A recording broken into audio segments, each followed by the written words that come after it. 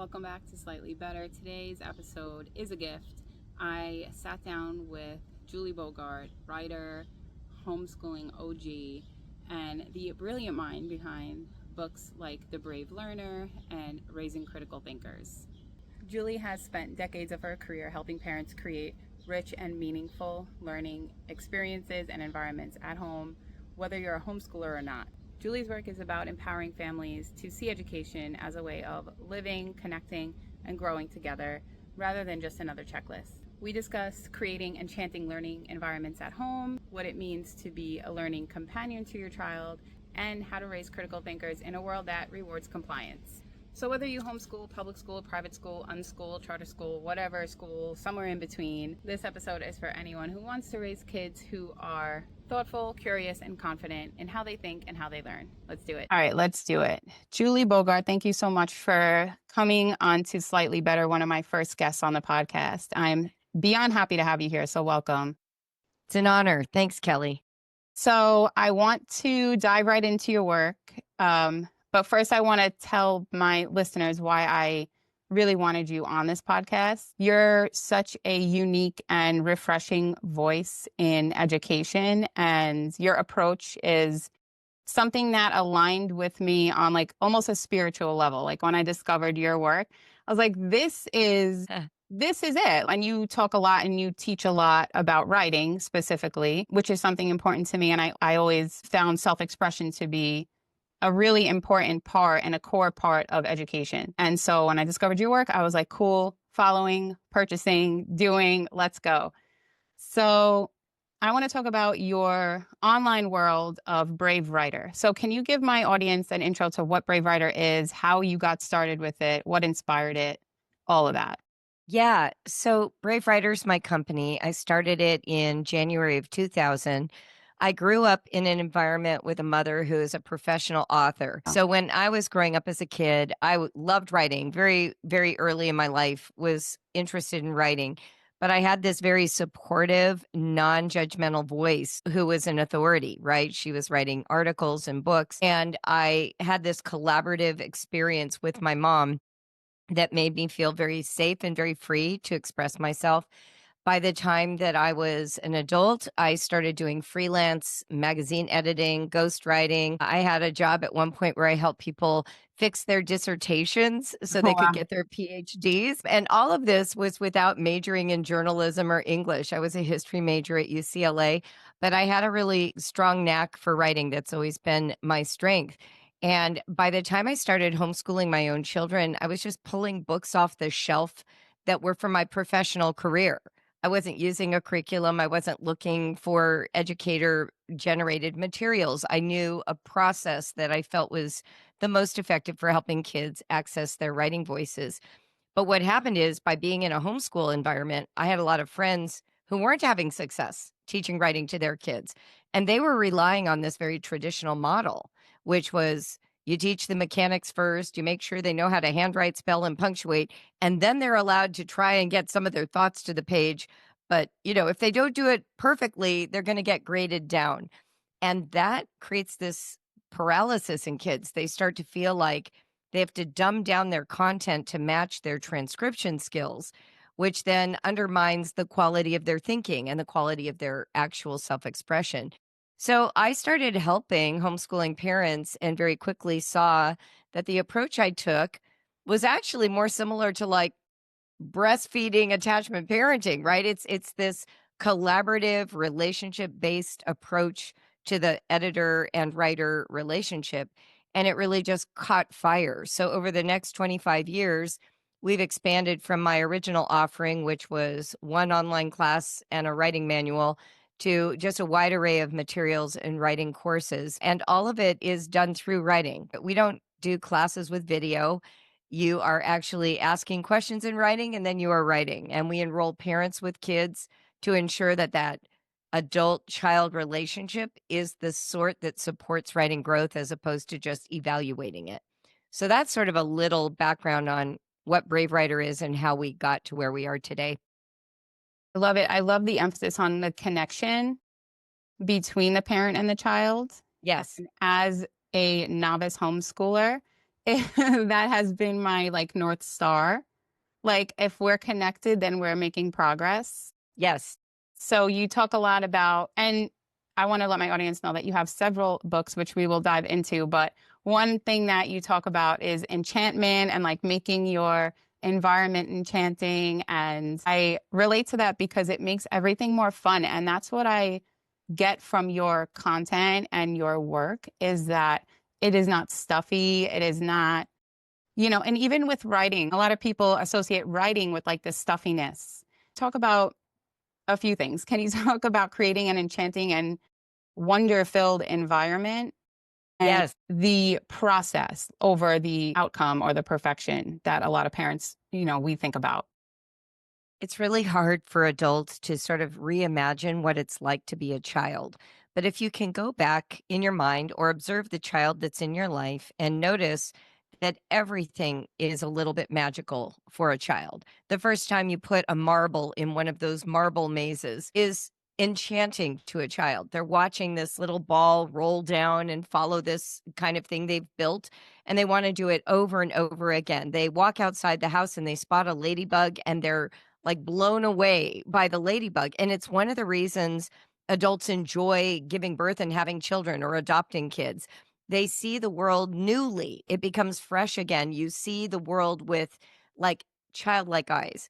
So, when we're talking about learning, one of the problems that adults have is by the time they've finished their education, they're more fixated on the discipline of studying and performance, and they've kind of lost the feeling of wonder around what learning is. But what's really ironic is if you look at adults post college, like they become fixated on cooking or birding or gardening or playing pickleball. Yeah. Like they find the thing that brings aliveness to their lives and they go all in and learn about it. They're reading romance, they're reading books that are nonfiction. They become fixated on their social media pages. Like everyone loves to learn, but we want to learn what feels meaningful and relates to the context of who we are today. And children are especially that way. So, one of the ways that I talk about education is sometimes we have this objective. We want our child to learn how to add, subtract, multiply, divide. So, we think, okay, we'll get the right textbook with the right workbook, and we're going to teach our child how to sit at a table for 30 minutes and chug through 20 problems. But what we're missing is how is that meaningful to an 8 or 10-year-old? Is the meaning just in chugging through, or is there some value to the actual math they're learning? So there are two ways to approach it. One is to make the meaning connection.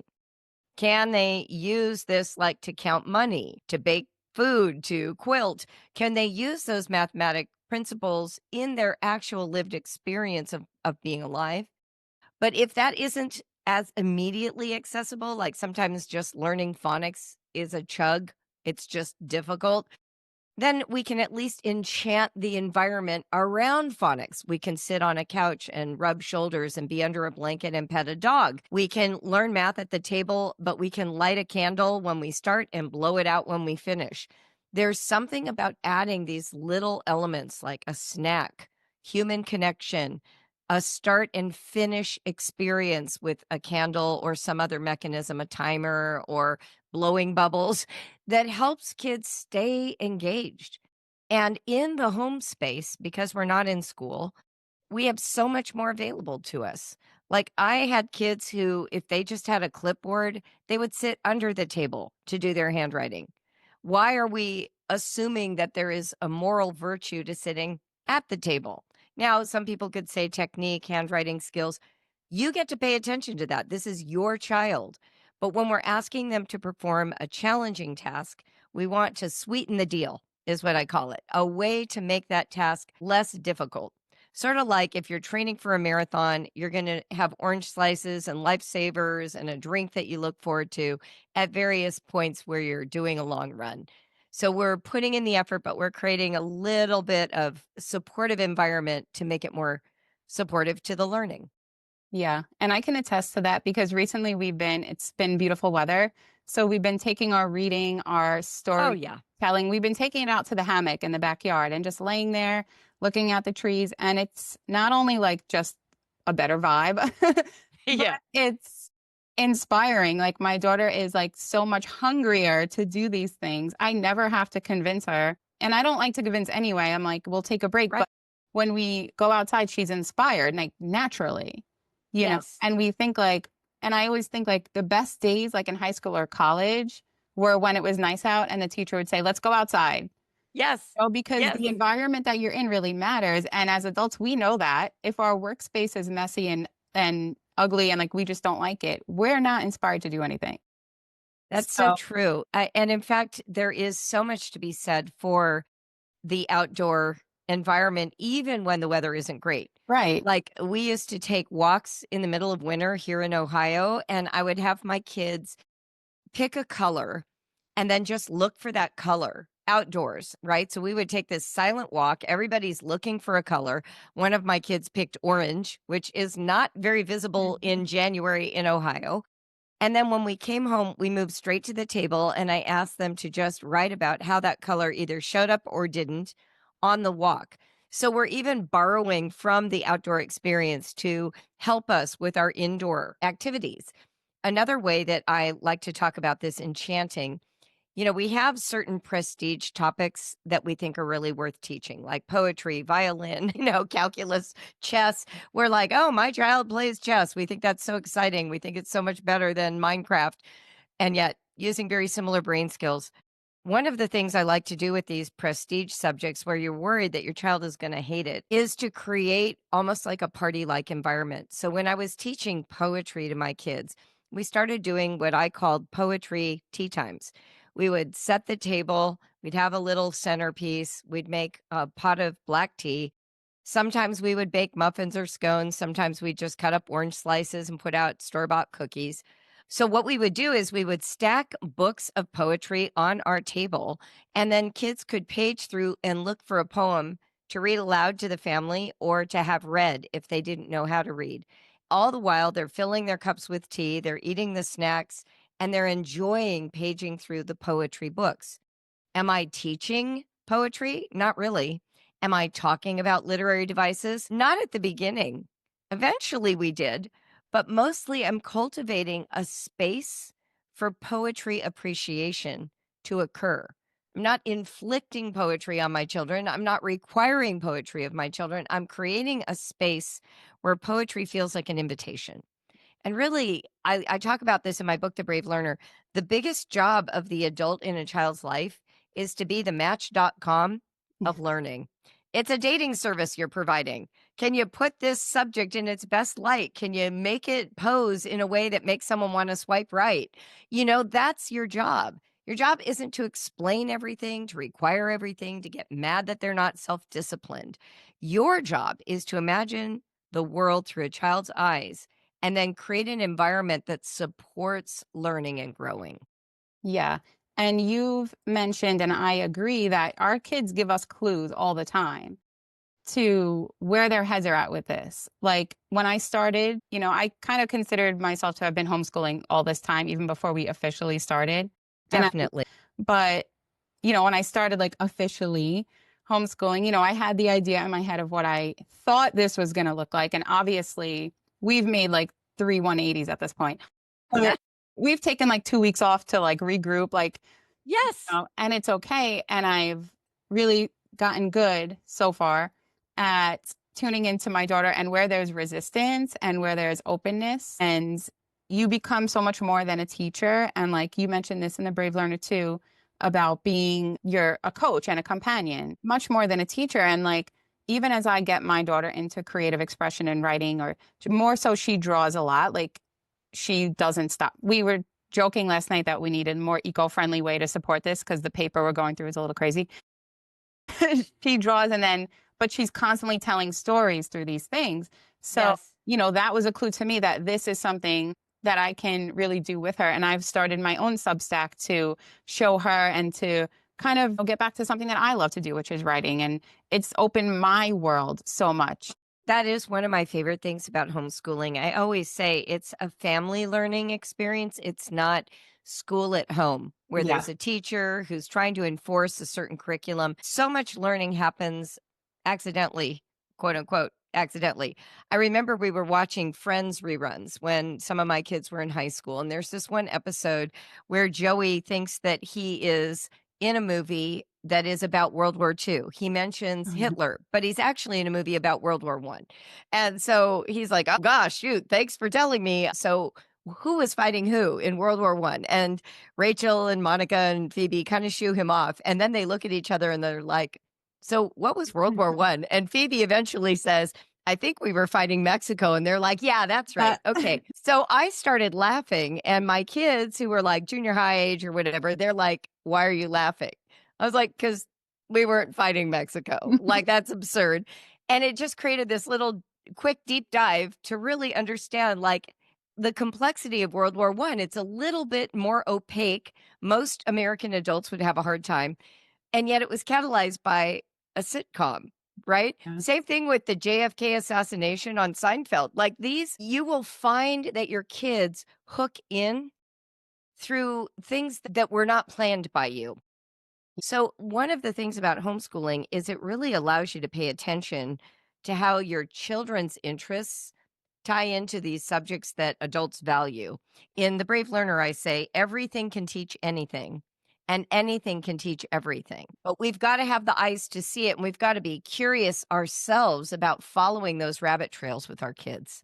Yeah, it's very true. I've seen lessons I did not intend to teach play out in incredible, incredible ways. And now I kind of make it a point to share like my own struggles and show her how I like, like I'm training for this race right now. And one day I made it a point to say, I really do not feel like training today.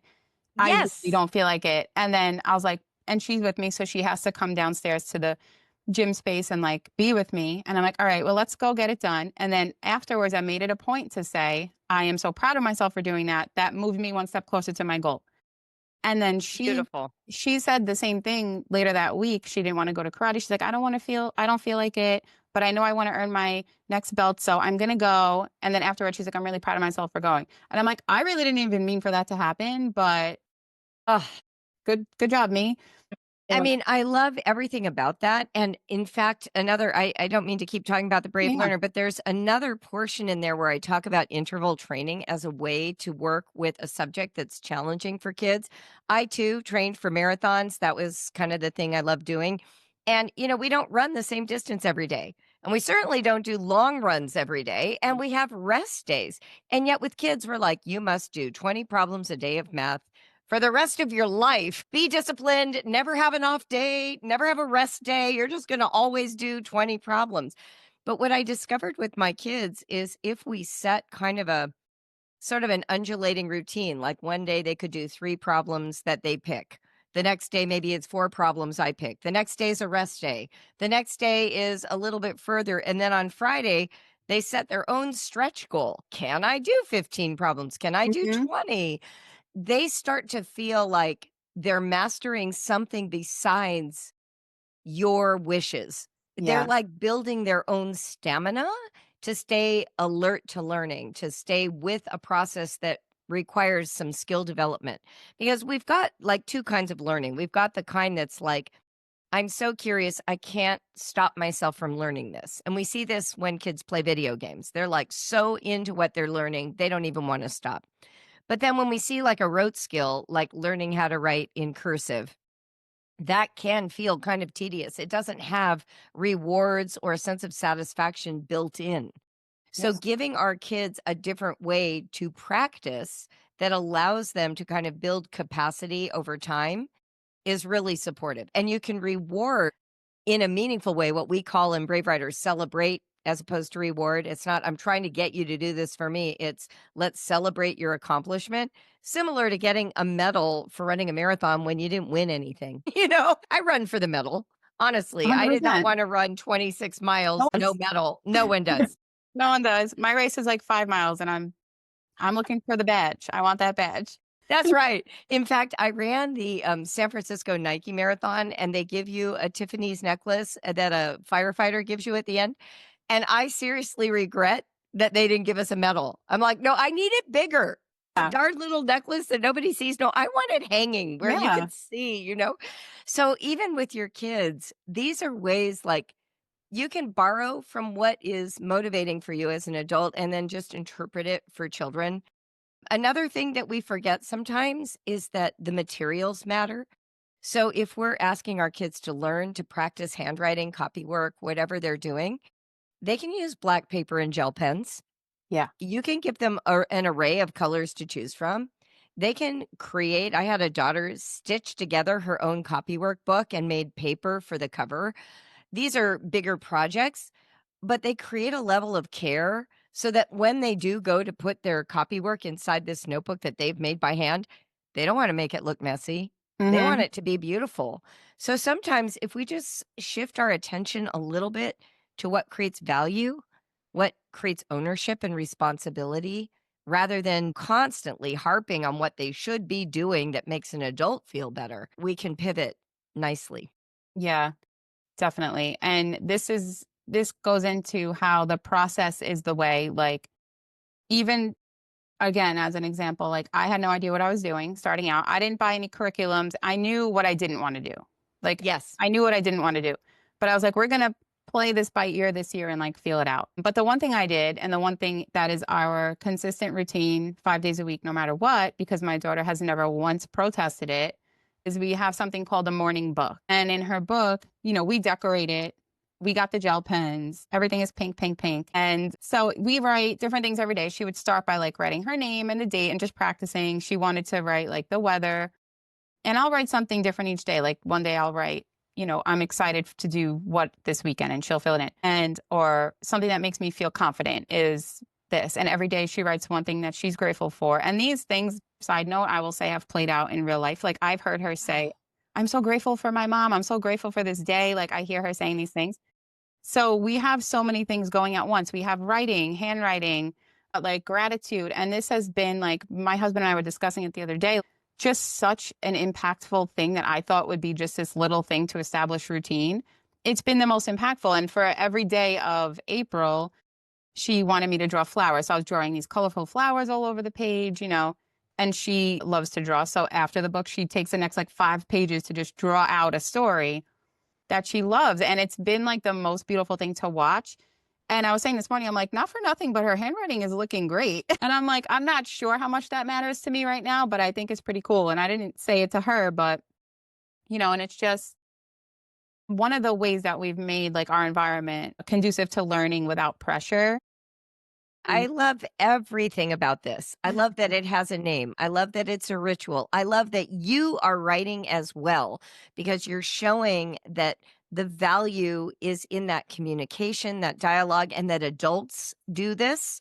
There's nothing cooler for a child than getting to do what an adult does of their free will, Yeah. right? So, an adult vacuuming for some young children, that would be fun. But for most kids, when they see an adult do something that's just for adults, they're like, oh, I want in on that. That must be cool. My mom does it. That must be cool. I want to use the hand mixer. I want to use the power saw. I want to learn how to, ride a unicycle, whatever it is.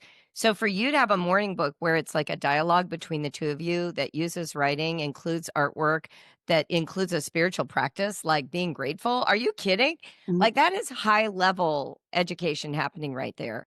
The fact that her handwriting is improving is a direct byproduct of caring. People improve when they care. Yeah. People don't improve when they don't care. And then we have to use the carrot and stick method to get them to care. And that's just to avoid punishment or get a reward. And ultimately, once they're freed of the prison of having to live up to someone else's expectations, they're like, I'm not doing that anymore. That's what happens. So, what you're doing is you're actually cultivating a writing life for your daughter before she's even fully reading. It's Yeah. very impressive. Thank Yeah, you. It's fun. Like it's very fun. And it honestly, I think something like that could transcend homeschooling families. I think anyone could really. 100%. And like I would love to ask you, what are other ways that like any type of family, homeschooling or not, can create such an environment at home where the kid has, because I think it's a problem that kids don't have a lot of space, physical or mental, to explore. But what are ways we can encourage it without demanding it and making it more like child led? So many options. A couple things come to mind right away. One is it's important to have activities available to do that are out, not in a cabinet. So, for instance, in my house, I'm a bird watcher. So, I've got bird feeders hanging, and the bird seed is in a container with a scoop that my grandchildren can see. There are birding field guides sitting on top of that container and 2 pairs of binoculars. Literally, the first thing they do when they walk in my house is they walk straight to that feed, the bird seed and the binoculars. They put them on, they grab the field guide. These are 5 and 3-year-olds. These are not 10-year-olds. Yeah. And they want to go out and fill the feeders. I always make sure the feeders are empty by the time they come. That's their first thing they want to do. Then we look through the books. We talk about the birds we're seeing. We try to find them in the books and they move on. But by having it out and by having them take the action, they're cultivating an interest in birds. If you want your kids to be interested in art, hang prints on the walls, have some coffee table art books out. When your kids are just coming into the living room, you be sitting on the couch paging through it. Pretty soon, 2 kids, one on either side, is going to be asking you what you're looking at. They're going to want to talk about the paintings.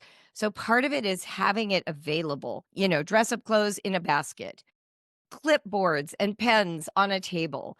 One of my homeschool mentors created something she called the art table. And I talk about this in The Brave Learner. Her name is Dottie. And I remember her kids were a little older than mine. I remember walking into their house and all these kids are at a table. There's a clothesline of artwork hanging that kids hang up with the pins. There are all different kinds of pencils, pens, markers, different shapes and sizes of paper, paints of all kinds, sandpaper, Crayolas, pastels, scissors of all kinds, glue of all kinds. And these kids are just making art, but it's out all the time.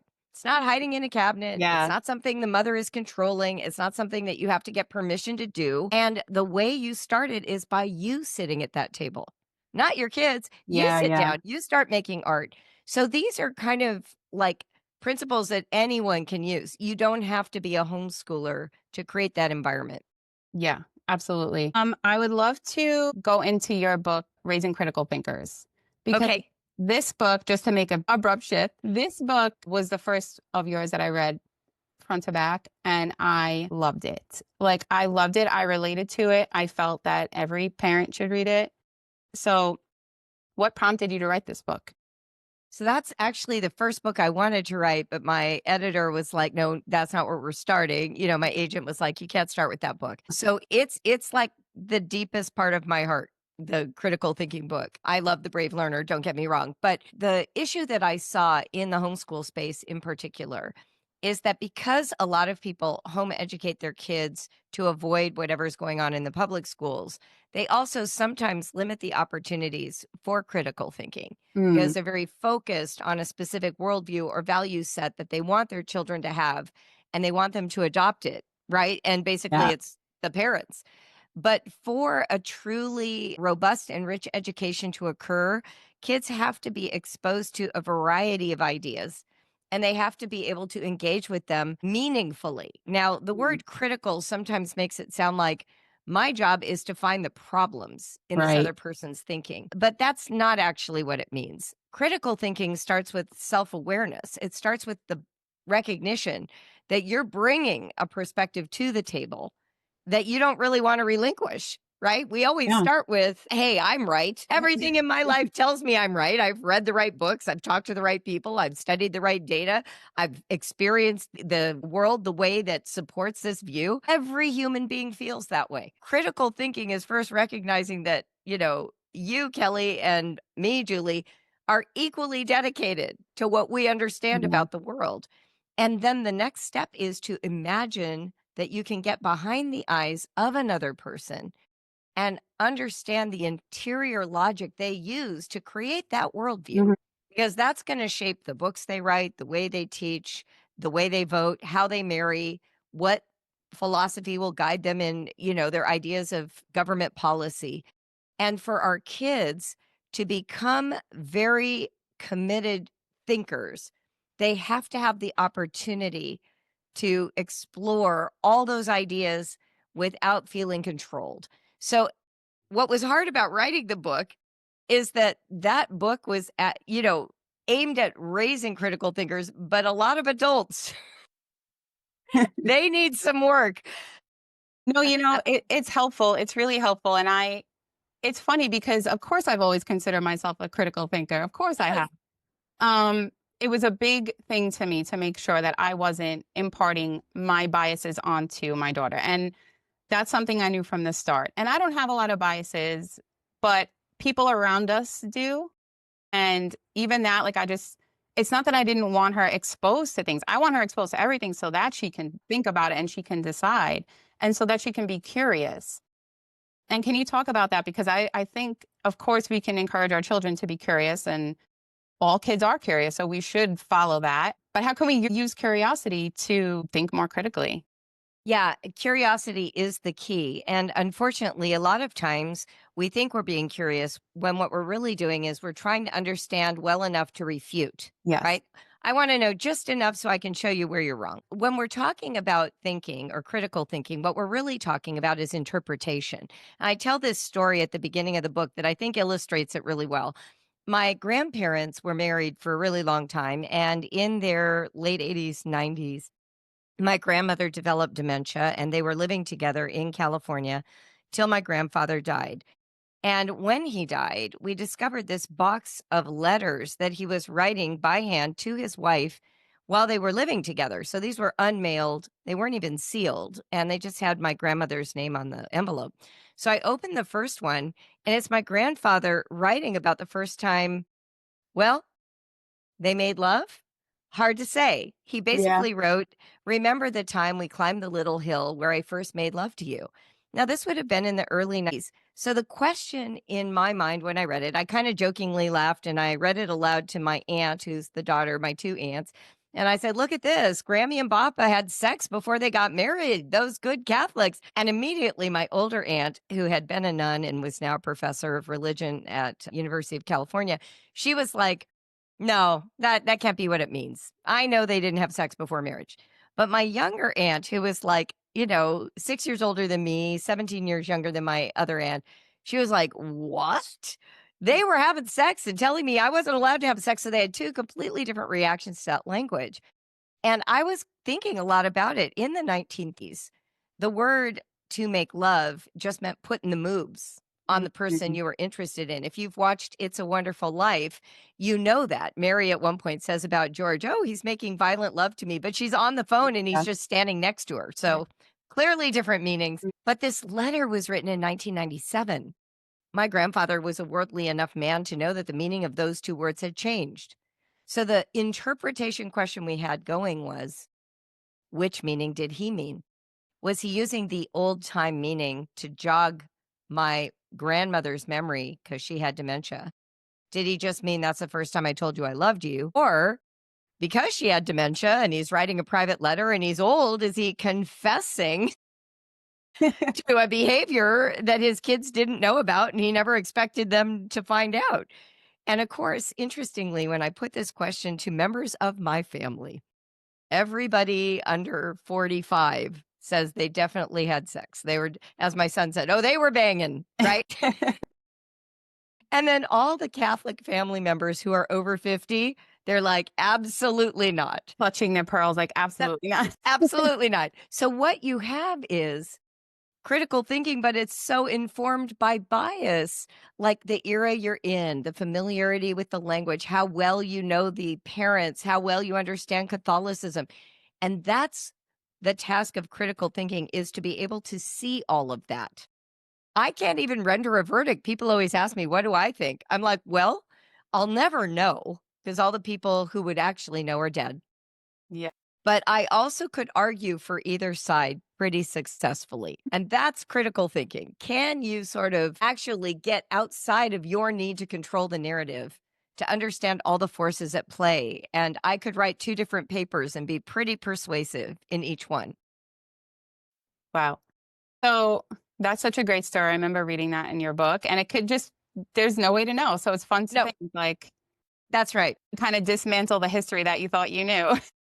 Right. And the thing of it is, I'm not saying that you can never know anything. Mhm. Like there is data, there's research that can help us know actual facts, but how we talk about the facts shapes our beliefs. So, for instance, I remember one of my professors in grad school saying, we can both look out the window and agree that the temperature is 57 degrees and that it's raining. But one person will really be glad about that, and someone else will be really angry about it. And so part of critical thinking is being able to sort of sift for the data and notice the interpretations that were being given. And I think it's the most important skill that we don't teach kids. We Yeah. kind of teach kids like there's a body of information that everybody shares. And there is, gravity is real, but literally there are people who don't think the moon landing happened, right? So we have like a lot of interesting adjacent information to what we consider like the rock bedrock. And the older you get, the more nuanced those things get. So we want them to have the tools and the skills to be able to sort of evaluate things, especially like if you've ever traveled cross culturally, the knee jerk reaction when something is uncomfortable is that it's bad or wrong, but it might just be different and it Mm. might be informed by a different worldview. So giving our kids the capacity to pause and ask that question, is this triggering me because I'm unfamiliar? Or is it something that's fine as it is and I can't see it yet? Those are the questions to ask. Yeah. And for young kids to start this process, what are things we can do to support them in questioning everything? Because kids love to question everything. I They still do. love to question everything. Yes. So Make fun of me because I'm like, well, who says? Like, I don't know who told you that. I don't know. I can't believe it. I'm not going to believe it blindly. So how can we support kids in their questioning without being like, that's yes. how it is because I said so, like, I mean, seriously, you are given opportunities all day, every day. So imagine you're sitting at the table and your child refuses to use a fork and they start eating their spaghetti with their hands. A typical parent reply is like, we use forks. Don't use your hands. We use forks. No explanation about why forks exist. No understanding of why hands are bad. You just tell kids how it's supposed to be. But instead, you could be like, wow, you're eating with your hands today. What prompted that idea? Like, be curious. yeah. Well, I hate using a fork. The spaghetti slides off. Interesting. So you get more grip control when you're using your hands. How do you think it looks when someone uses their hands to other people at the table? Do you think there are times when using hands looks great and times when it doesn't? I'm going to use my hands and you just look at me and tell me what you think about that. How much control do you have over the spaghetti sauce on your face with a fork versus a hand? When are times when it doesn't matter? Well, like when a 1-year-old is learning to eat, we don't care at all. But when you're at a wedding and you're 16, we care a lot. This is how we ask the questions. We don't ask them like what's right or wrong. Mm. We get curious about context, about meaning, about interpretation. We ask them to imagine other scenarios so that they're not just limited to this one. Well, I'm at home. Why? It doesn't matter. Okay, well, could we do this at a wedding? What would grandma think? Why would she think that way? Help them get inside a different mind than yours and their own. Help them imagine other interpretations of the same experience. I'll tell a cute story. When I was in 7th grade, my best friend was an Orthodox Jew. So their family kept kosher. And my family was this like very earth mama, like early almond mom kind of energy. We were in Southern California. We weren't quite vegetarian, but we were like everything organic, everything, raw milk. Like that was our lives. We ate a ton of vegetables. So I go across the street to have dinner and they're having hamburgers, which I don't particularly love. So I was like, well, can I just eat the French fries and I'd like a glass of milk? And they're like, we can't have milk on the table with a hamburger. And I said, why? And they said, we keep kosher. I said, but I don't keep kosher. I should be able to have milk and French fries. And they were like, no, the whole table can't have it. And so that spun my brain. And I got in this big conversation with the dad about what is keeping kosher and why would milk on a table affect anything. And it spun my brain. Yeah. When she came to my house, milk's on the table. We're eating a different diet. She has to kind of adapt to our family. Mm. See, and that's, just food diet is one, but that's just a way to begin to help kids understand that we interpret the experience of living through vastly different lenses, which give rise to public policy and who's in office, honestly. And I think encouraging kids to ask all these questions allows them to make more confident decisions for themselves. Yeah. And again, I've seen it play out. My daughter doesn't eat meat, but I've never told her she could not. I raised her like early on with more plant-based options, but that was me trying to establish a foundation that wasn't like nuggets and mac and cheese. But now, like, her dad eats meat all the time, and he's like, "Do you want to try it?" And she's like, "No, I don't think it's right to eat animals." Like, that's just her thing, and like she made that choice. And I also let her know, like, you can change your mind at any time. By the way, Love that. like you've made a decision at 4 or 5 years old. It certainly doesn't need to now be your identity for the rest of your life. Like, you are always allowed to change your mind. That's it. No buts. You could change your mind. That is a fabulous principle in critical thinking, in fact, is the capacity to change your mind and not feel like you owed somebody your allegiance to an idea. My oldest daughter became a vegan in high school, and then her brother and sister followed suit. And now they are respectively 35, 33, and 28. My 35-year-old daughter, who started this whole thing, is not even vegetarian, right? She just eats anything now. The 33-year-old stopped being vegan completely for about 2 years and now is vegetarian and went back to eating that way. He lived in Thailand, and Thailand, the food was so delicious, and he started to feel he didn't like the environmental impact of raising cattle, so he switched to vegetarian. And then my youngest was vegan the longest, and now she's a vegetarian for ease. Like, she's like, I don't mind byproducts of animals, but I don't want to eat animals. So they've each created a more nuanced perspective as they Yeah. got older, and they felt the freedom to change. I think that's really important. At the same time, I didn't modify how I behaved based on them. Yeah. And I remember that being distressing to them at the time. And I even said, I will support exactly what you're doing.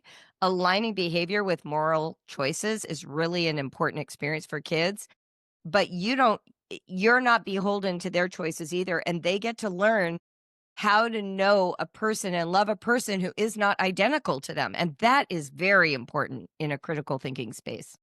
Yeah. Because even within one family, there are three That's of right. us, only three of us, and we're all vastly different. Yes, And we don't have exactly. to share the same, even values. Like, we don't have to share all the same everything, but we do have to respect each other. And Yes, if we don't understand, we ask questions to each other, that's because right. that's how you learn to respect each other and not learn to just shut down when somebody thinks differently than you. So to me, that's like one of the most important things that we can focus on with kids. And that's regardless of, 100% agree. not even in a homeschooling thing, that's just life. That's just life. Um, And actually, raising critical thinkers really expanded the audience to include families who do not homeschool. yeah. So, just to be clear, I address even some classroom stuff towards the end of the Mhm. book for that reason. Yeah. So, talking about homeschooling, I would love to know your opinion on the state of homeschooling since 2020. Ooh, I love this question. I can Oh my imagine. God. Homeschooling has changed a lot. Part of it is post-pandemic, but also there's like a newer generation coming into it. The millennials are finally Mhm. really homeschooling. Boomers and Gen Xers had a thought about homeschooling that I think is no longer as prevalent. And here's what it was. We are going to stick it to the man. I am adequate. I can do it. No one can tell me what to do. I'm going to do what I want to do. Like, that's kind of the Gen X boomer mentality. And to be fair, the boomers are the ones who really fought for the legalization of homeschooling. So they were like going up against the system. So Mm. they wanted no part of the system. And then along comes Gen X, and they're very independent, suspicious of authorities kind of people. So they were very much like, I can do it at home alone.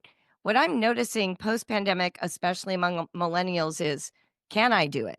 That's the question. The question isn't I can do it. What should I do? It's can I even do it? And they're joining up into groups. So hybrid schools, co-ops, cottage schools, three families homeschooling together. This is new because it's so widespread. It's not that co-ops never existed. I was in a 100-person co-op and I was also in a 5-person co-op. But the feeling like of the co-ops I was in is they were like extracurricular, like Mm. theater and photography and taekwondo and an occasional math class. Now it's like school Yeah. 3 days a week, and then you do 2 of the days at home. This is very, very different. And one of the challenges of that kind of system for me, my own granddaughter's in a program like that. So I want you to know I have some familiarity with it. The challenge of it is you're sort of giving away your authority as the home educator. You're saying, well, okay, this group is going to pick the curriculum and then they're going to determine the pace and rate that we do it. And then my job is to sort of coordinate with that. Now, for some parents, that feels really secure and good. But for some families, as the kids get older, I anticipate that becoming like almost a little, I don't want to be overly dramatic, but a little bit the worst of both worlds. Mm, Because yeah. in school, everything's organized around the school structure, and the parent is supporting that. And in homeschool, if you're on your own, you're in charge. So you can change the pace, scrap a program, decide to do it orally versus in writing. Like you have a lot of autonomy.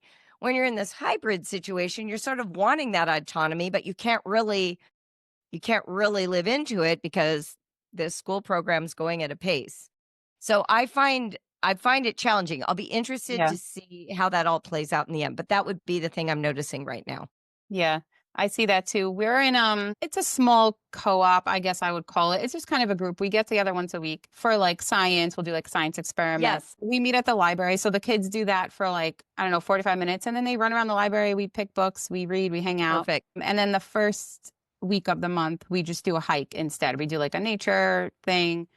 And then we get together another day. Like we got together yesterday just to play, go to the park, whatever, just to hang out. It's good for the parents. It's good for the kids. Very I chill. I love co-ops. Yeah. To be clear, we were for 10 years a member of a 100 family co-op that had like 4 classes a day. I taught Wow. theater, I taught writing.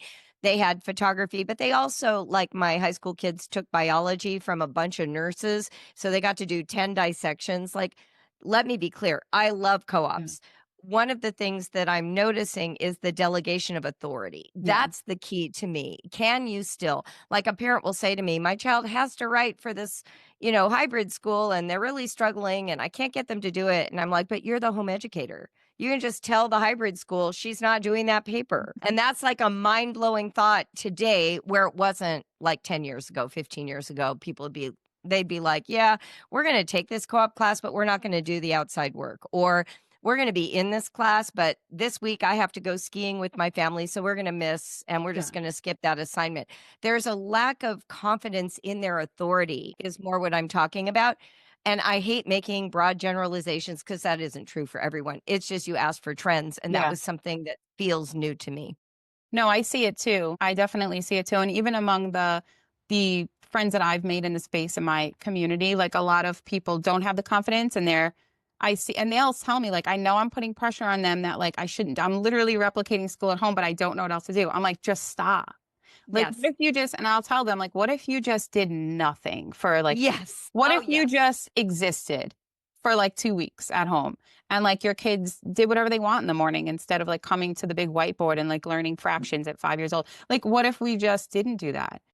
And they're like almost paralyzed by the thought. And I'm like, if you need someone to tell you it's okay, I'm telling you it's okay because I've done that a lot and Charlie's just fine, you know? No, that's all true. In fact, an unschooling mom years ago said when I was on this email list where we were talking about this very non curriculum based way of learning, I remember her saying, pretend it's summer vacation. And that was like, oh, summer Yeah. vacation. Yeah, sometimes we do a science experiment because we found it in a magazine. This is the old days. We go to the park, we go to the swimming pool. I read books aloud to them. They want to doodle, so we sit down and doodle. We handwrite because it's fun to write something. Like when I thought of it as summer, I knew the learning. I knew exactly what the learning was. And that is a great way to start. They call that in homeschooling spaces deschooling, getting away from school at home. In The Brave Learner, I talk about it extensively. The home environment is not a school. You do not have a homeschool, in fact. You Yeah. have home learning, and those are Mhm. very different. And it does take a little courage to try it and trust it. So just know the first 2 years, you'll try it and take it back. You'll try it and take it back. You'll hear someone say, oh, my child's writing 3-paragraph essays in second grade. And you'll think, oh, no, I'm going to force that tomorrow. Yeah. That's really normal. Somebody said to me the other day, I've been at this 10 years. Why doesn't it feel like I know what I'm doing? And I said, because your children keep getting older on you. Every year is Different. like the first year of homeschooling. You'll get a little more comfortable with like your own family dynamic and routine, but they're learning things you don't know about again. Like sixth, seventh grade, that will be the first time you've taught sixth, seventh grade. You're not a school teacher who repeats the same year every year and really gets it down.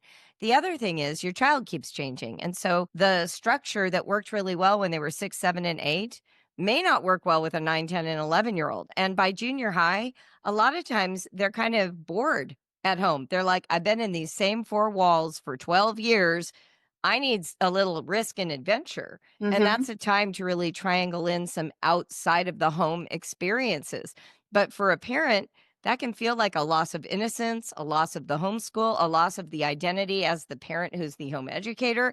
And so you run into these like sort of, I don't know, just these typical transitions that homeschool parents go through. We have to like decondition ourselves from what we've known. And I don't hate public school. Like, I don't think public school is like the devil.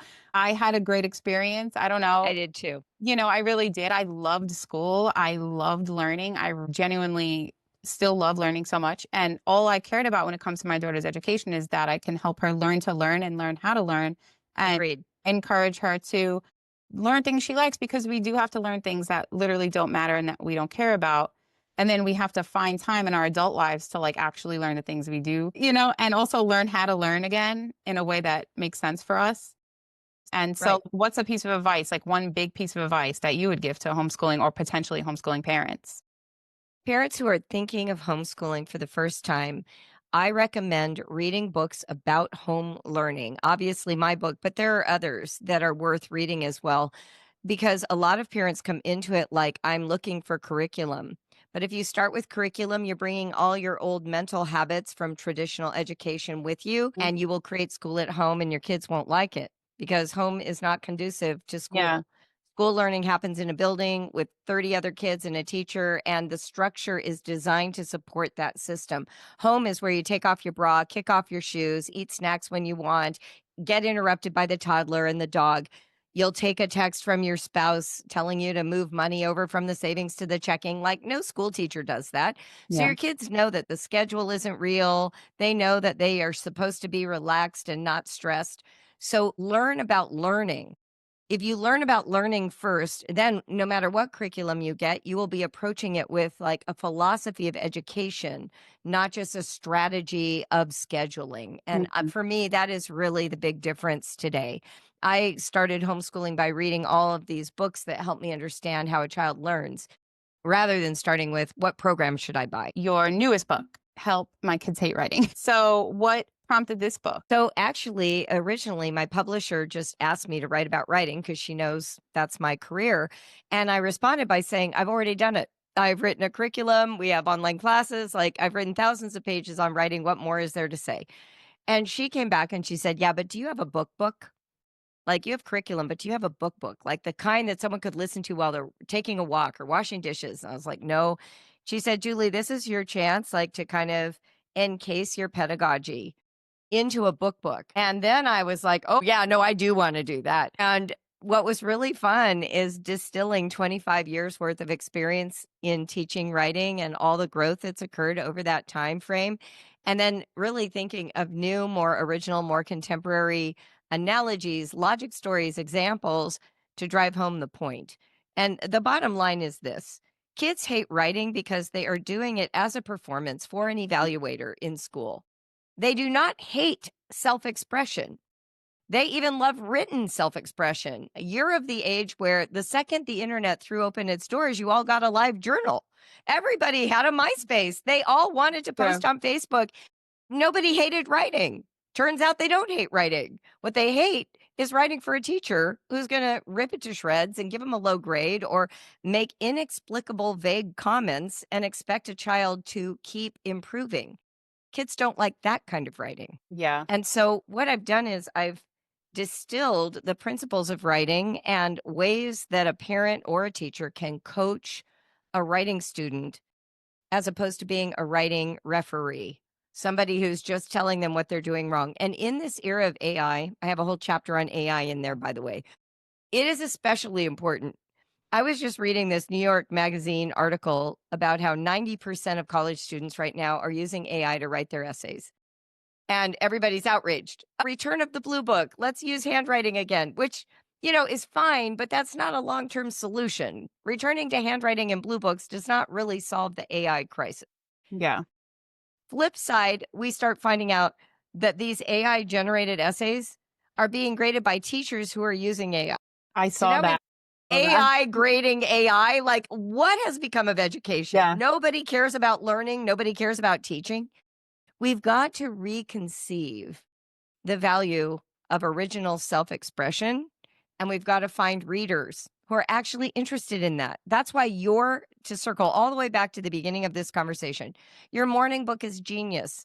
Your daughter knows that the thoughts in her head have so much value, they deserve to be written down and they deserve an interested reader. And you have supplied both. That is the foundation of writing. That is what's needed in every classroom. And the fact that it can't be delivered is the failure of today's educational structure. It's not a failure of children. They're not cheating. They're just doing what they can to get a good grade because we've Yeah. told them that matters the most. And it's not a failure of the teachers who are using AI to grade when they've been overburdened by 125 papers to do in a weekend. It is a failure of the structure of education. And homeschooling is like the skiff that can pivot the easiest to not get sucked into that trap. And then meanwhile, public education has to have a rethink. They got to reinvent what learning is for the technological age. Yeah. And something I want to ask you about the importance of writing and encouraging kids to write is not just, it's so much about self-expression. It is. Being comfortable with that. It's knowing it's how important it is. It's not being afraid to do it. It's knowing the value of it. But it's also a tool for healing and deep Yes. thinking. And I All would of those. for you to explore that and, what you've seen with that. There's research that shows if you've suffered a traumatic event and you write about it 4 days in a row for 15 minutes a day, and by the way, it can be typed or handwritten. They've noticed no difference in the results. But if you do that for 15 minutes a day for 4 days, it's better than therapy. Wow. Yeah, that's shocking. Even I was shocked by that. I'm Yeah. I'm a chronic journaler, so I know the value of it for myself, but I had no idea you could just do it in 4 sittings. Like, that's incredible. In addition, we know that writing helps you clarify thoughts in a way that thinking them doesn't. As you are forced to kind of contain this rangy thinking into meaningful language that gets punctuated and organized onto a screen or a page, you start to notice the illogic of your own positions or the contradictions in your thoughts. So we know that writing distills thinking. It's a very important tool for standing outside of your own body Hmm. and looking at what you are spending time thinking about. And then lastly, we write to know each other. We write for ourselves first to understand what we're thinking, but then we also write so that somebody else will say back to us, I heard you. We are communicators at our core. And even though a lot of us like journaling privately and we'll burn those journals before we die so our kids will never read them, we also see that we are obsessed with being read. This is what the internet proved conclusively. We all want an audience for that 144 word, character count tweet. We all want somebody to say, I see you, I hear you, I understand you. And so writing is that communication tool. It's that vehicle. Yeah, I could not agree more. I couldn't agree more. I think it's insanely valuable. So, to start to wrap up, so you can Yeah. have your time back, I feel like I could talk to you all day about this. On a personal note, what's changed about you and your work over the years? Wow, that is such an amazing question.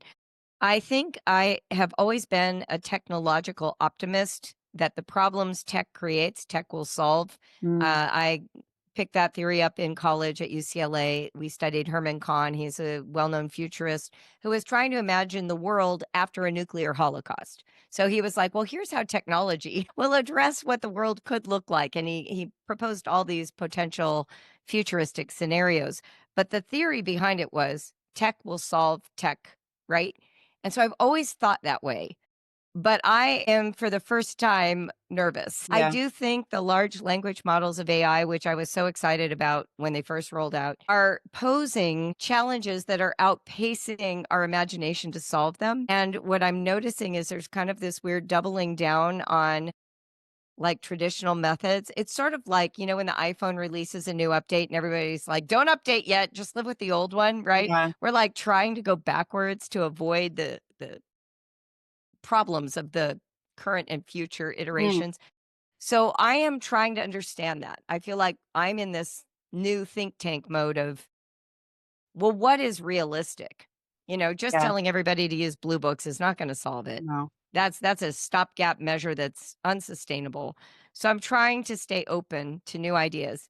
In terms of the actual work of how to teach and coach writing, though, that has stayed remarkably consistent my entire career. And we still just see incredible amounts of growth in our young students and in the parents who learn how to coach it. Recently, just to kind of tie a bow on it, we had a student write to us who said that they felt guilty and they needed to let the teacher know that they had used AI for one of their assignments in Brave Writer. We don't grade, so there really is no need to do it. And we've instructed our instructors treat all writing as though it's from the student. Your job isn't to catch them cheating.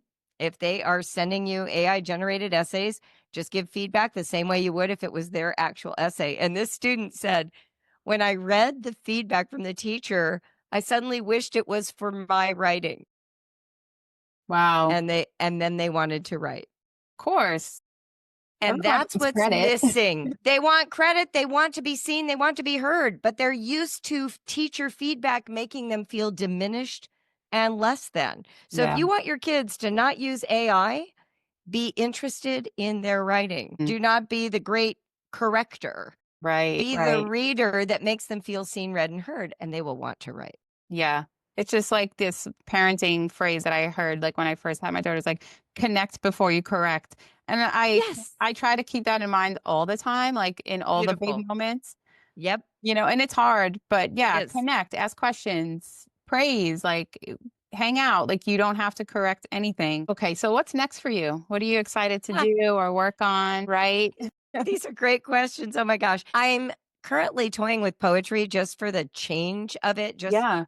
I'm not a great poet, so I thought, well, that'll be fun. I'll work on something I'm not good at. Yeah. So I'm doing that just for fun. I spend time with my grandkids, and I'm doing a lot of travel because I can. I'm at that stage of life where I can. So yeah, that's kind of my life right now. Yeah. That's awesome. Julie, I can't tell you how much I appreciate your time and your brilliance. I think everyone should follow you on Instagram. Your website is bravewriter.com. And then my author website is juliebogartwriter.com. So go to both either. Yeah, would love to support you. I answer my direct messages even. I like to be engaged with the audience.